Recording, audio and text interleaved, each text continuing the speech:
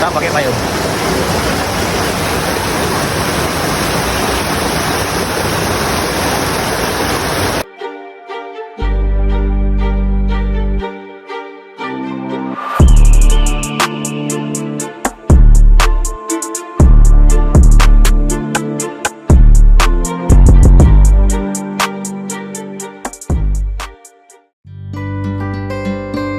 Kabut tipis menari di atas Segara Anak, seolah melambaikan salam perpisahan.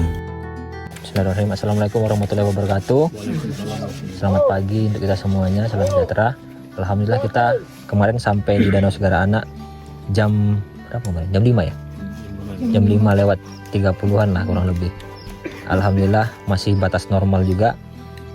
Sampai hari ini, sejak pertama kali kita pendakian, nampaknya semuanya normal-normal saja, tidak ada kendala, sangat bagus, sangat sesuai dengan harapan kita semuanya sehat. Walau kemarin ada sedikit sedikit masalah di Bang Firman ya, tapi itu tidak jadi masalah. Alhamdulillah sekarang kita masih bisa meneruskan perjalanan dari Segara Anak menuju ke Torean. Nanti kita makan siang di Propok namanya, kemudian setelah makan siang kita lanjutkan lagi perjalanan menuju ke Giri Sanangka, camp terakhir. Nah, sengaja kita buat 4 hari 3 malam supaya kita tidak terburu-buru di Torean, karena jalur Torean itu jalur sangat berbahaya. Maka dari itu saya pesan untuk kawan-kawan ketika nanti melintasi tebing-tebing Torean, kalau mau foto berhenti dulu, mau video berhenti dulu, jangan foto sambil video, karena kita nggak akan fokus untuk melakukan dua hal dalam waktu yang bersamaan. Seperti yang terjadi kemarin yang Malaysia itu, karena dia jatuh karena sambil jalan tidak megang tali, sambil megang video, dan itu terbukti dari HP yang dia pakai. Jadi rekamannya ada dia semua. Jadi saat dia jatuh rekamannya ada, sampai terbalik-balik pun dia ada di situ semuanya. Dan mudah-mudahan kita jangan sampai terjadi seperti itu. Pokoknya kalau memang nanti melewati tebing Torean kira-kira takut, sampaikan. Kemudian kalaupun mau foto, sampaikan juga. Jangan mengambil sikap nanti kita di sana ada air, ngambil air di jalur Torean dia, kita nanti ngambil air. Nah, nanti kita tetap berkumpul di situ. Kalau bisa jangan terpisah-pisah. Saran saya ya, Bang Firman ya, jangan terpisah-pisah, karena memang jalur itu cuma setapak dia. Kalau ketemu orang, kita wajib berhenti atau menepi. Kalau bisa kita ke tebing Torean itu. Kita jangan melebar ke kanan, karena kalau ke kanan itu udah jurang. Jadi kalau seandainya ketemu orang, kita berhenti untuk menepi ke tebingnya. Nah, mungkin itu aja yang dapat saya sampaikan, kurang lebihnya saya mohon maaf.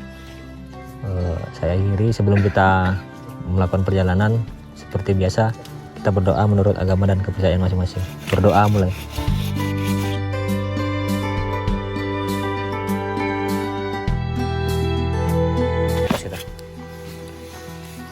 Danau Segara Anak sukses gitu aja. Danau Segara Anak sukses. Oke, kita mau turun ke Torean. Bismillahirrahmanirrahim. Tinggal Danau Segara Anak. Apalagi bang, bang. Mantap kali. Dari Danau Segara Anak, perjalanan panjang menuju Propok dimulai. Perjalanan yang memakan waktu 3 jam akan menjadi cerita baru. Perjalanan yang tak hanya menuntut tenaga, tapi juga ketenangan hati.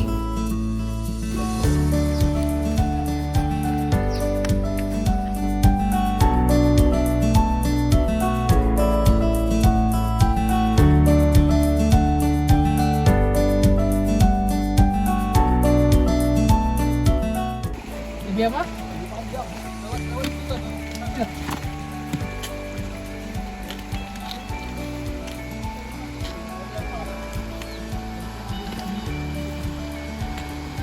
Tak hanya keindahan alam yang disajikan jalur Torean, melainkan ada sumber air panas yang menjadi pelengkap jalur ini.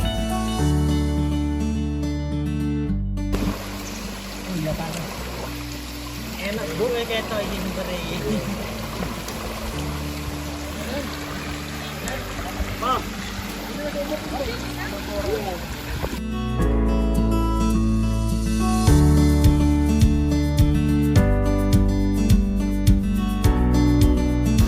Wah, ini air lagi banyak, jadi jalurnya sedikit termakan. Jalur menuju Torean. Kalau di bulan-bulan November, Desember ini kering nih. Apa ya? Jalur menanjak dari pinggiran danau membawa napas yang berat bagiku dan teman-teman. Aku kira cuma aku yang merasakannya. Ternyata ada yang merasakan hal serupa, yaitu porter. Satu kata untuk porter Rinjani, motivator.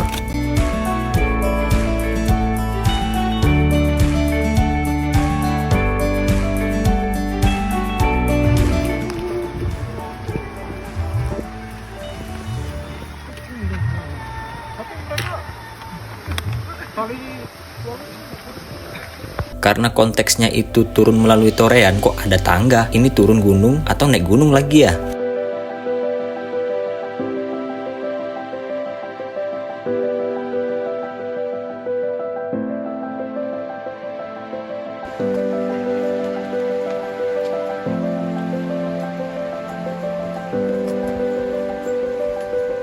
Tangga yang ternyata banyak dibuat untuk meringankan pendaki menjadi salah satu ikon di jalur Torean. Walau tersedia tangga, rasa kehati-hatian itu harus tetap ditanamkan. Kadangkala aku suka terlena dengan jalan yang mudah. Mudah ini maksudnya tangga ya.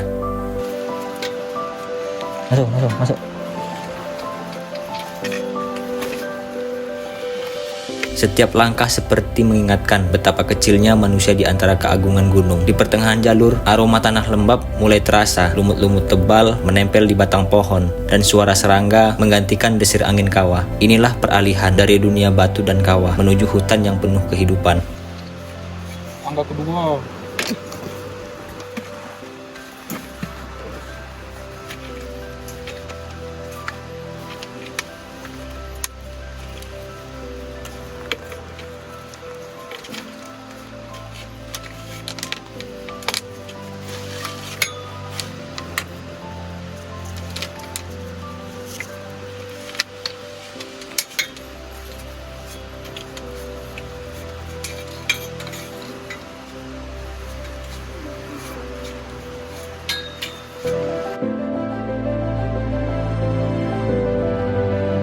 Perjalanan menuju Propok bukan hanya soal turun gunung, tapi juga tentang menemukan kembali keheningan. Setelah hiruk pikuk di pelawangan dan danau, jalannya kadang licin, menurun tajam, tapi di sela-sela itu muncul rasa syukur. Setiap napas membawa kesadaran bahwa keindahan sejati tak selalu ada di puncak, tapi di perjalanan pulang.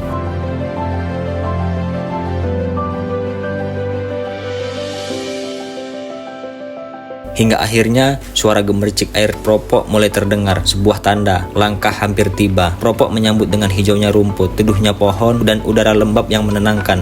Disinilah tubuh beristirahat dan hati belajar bahwa setiap turunan sekecil apapun adalah bagian dari perjalanan menuju pulang yang sesungguhnya.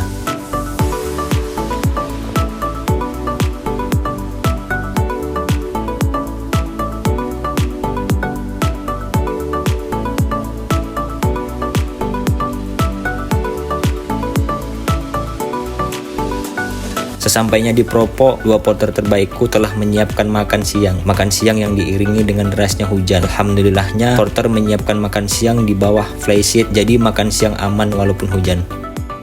Makan siang udah, saatnya kita kemana? Keren ya? Hah? Ini porter lagi siap-siap untuk berangkat.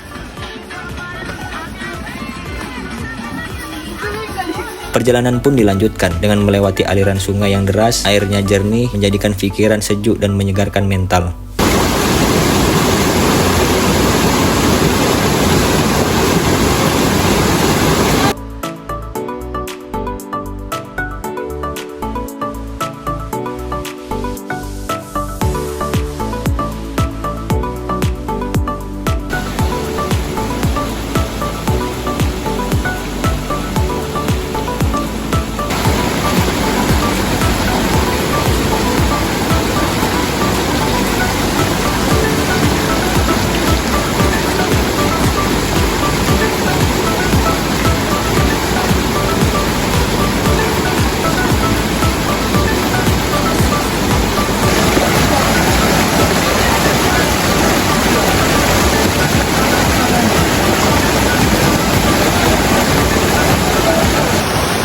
lewati sungai ya.